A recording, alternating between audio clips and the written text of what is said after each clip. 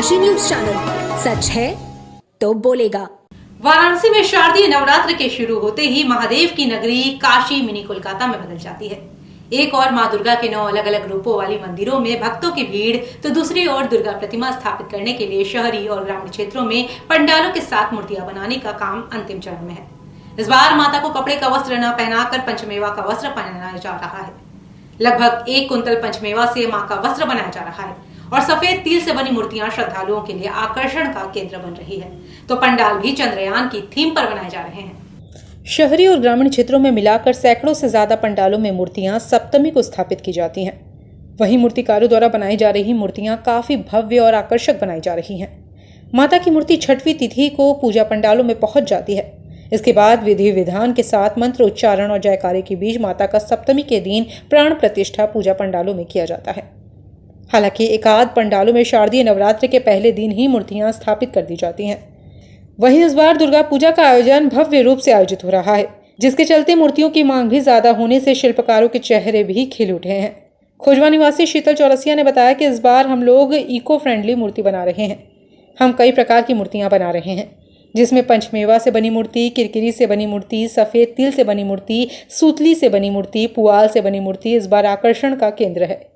इसमें उपयोग होने वाले गहने कोलकाता से मंगाए जाते हैं। उन्होंने बताया कि हमारे पास 20 से 21 मूर्तियां बनाया जा रहा है। महंगाई बढ़ने के साथ ही लोगों द्वारा अब हम कलाकारों को कम पैसे उपलब्ध कराए जा रहे हैं। उन्होंने बताया कि जिस तरह से शासन और प्रशासन का आदेश मिलता है, उसी प्रकार से हम लोग मूर्तियों का निर्माण करते हैं। इसमें माता के गहने कमलगट्टा से बनाए जाते हैं।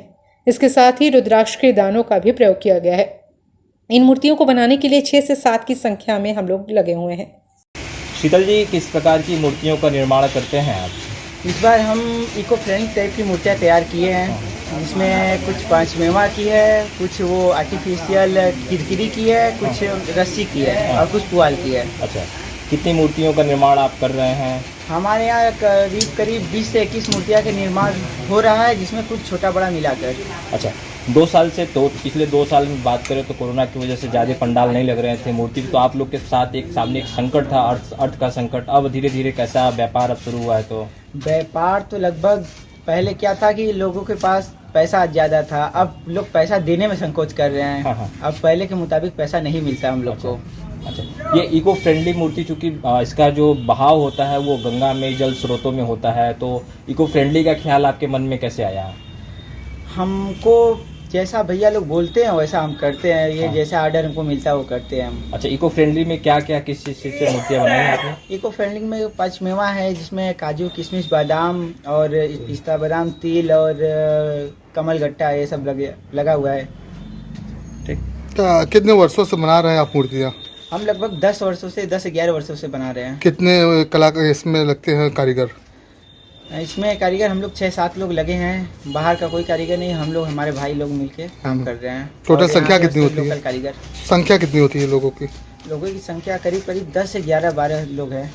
इनमें जो गहने लगते हैं माता का, राक्षस का और सिंह का, ये सब आइटम कहाँ से आता है? ये सब आइटम कोलकाता से आता है।